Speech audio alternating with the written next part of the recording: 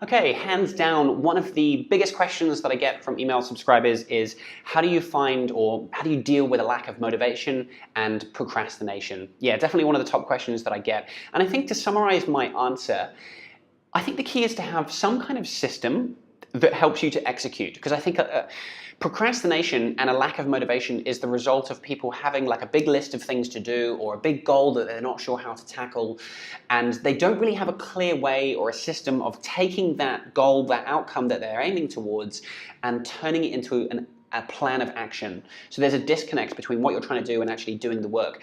And I think having a good system is how you actually execute and overcome these issues. So what do I mean by having a system? Well, I think firstly you need to obviously get very clear, get a lot of clarity on the goal, the outcome that you're trying to achieve. This is obviously very important for your motivation. You need to connect, the work that you're doing now to some kind of result.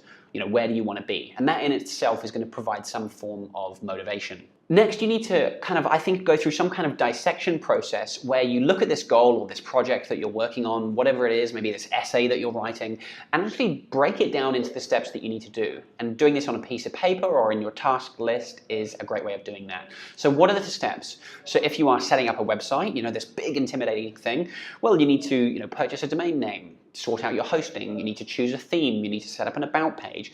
And sometimes just going through this step of listing out every little thing you need to do, getting it out of your head and actually seeing it on paper or on the screen in front of you is a really nice way to just seeing it, I think, just reduces some of that stress, some of that anxiety. And actually when you see it in front of you, you can actually look at it and go, oh yeah, well actually I can do each one of those things, and it helps with that motivation as well.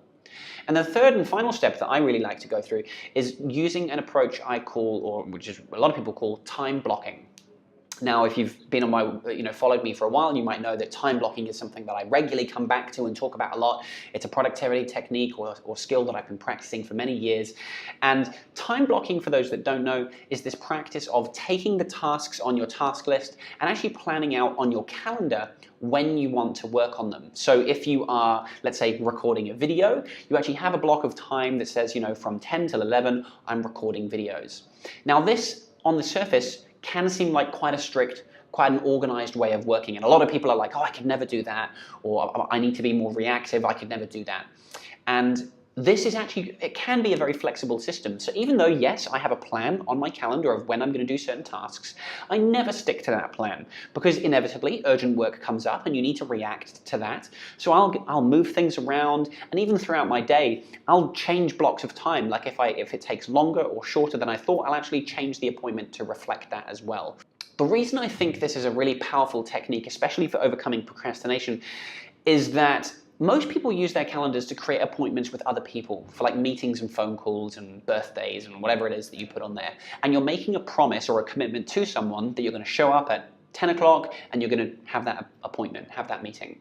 And when you have the same respect for your own time like you do with other people by using the calendar, I think it can really help you to take this good intention and create a plan that's going to help you to overcome that procrastination. So when you actually put on your calendar at 10 o'clock, I'm going to film this video, it helps you to, because you've got that plan in place, you've made that commitment to yourself, you're going to sit down at 10 and you're going to make that video.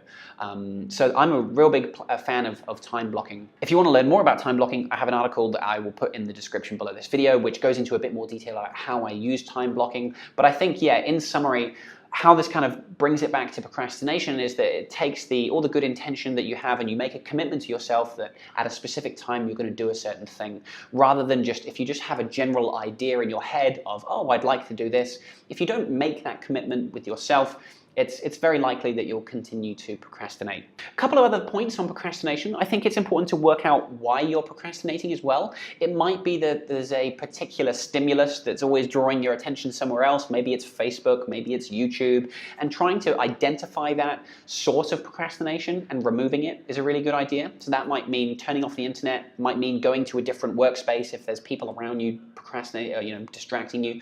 So try and identify why you're procrastinating and deal with that, whatever the stimulus or whatever the distraction is. And something else that you might like to do is, I think it's really good once you are making progress to actually track the good results so that you maintain good momentum. So a habit tracking app that I use is called Today, and you can put in habits and things you want to do. So maybe for you might just want a habit that's like did not procrastinate today. And if you didn't procrastinate, you click yes. And you can mark the calendar for that day to say that you completed that habit that day. And when you've actually built up a number of days where you've done this, like a whole week, 5 days, it's actually really great to see on the calendar this streak starting to form. And it's very powerful to look at that visually, and you don't want to break that streak. And so having some kind of tracking system for maintaining or for showing when you've actually been good at not procrastinating is a great way of maintaining that momentum once you've built it up. So there you are. Those are the key things that I think will help you to overcome procrastination. But in summary, I think the big thing is having some kind of system that helps you to take the good intention or the plan that you have and actually turn it into an actual roadmap, like having it on your calendar to show you when you're going to do the work, I think is very powerful. So if you have any questions or want to learn more, feel free to leave me a comment below this video. Thanks again for watching.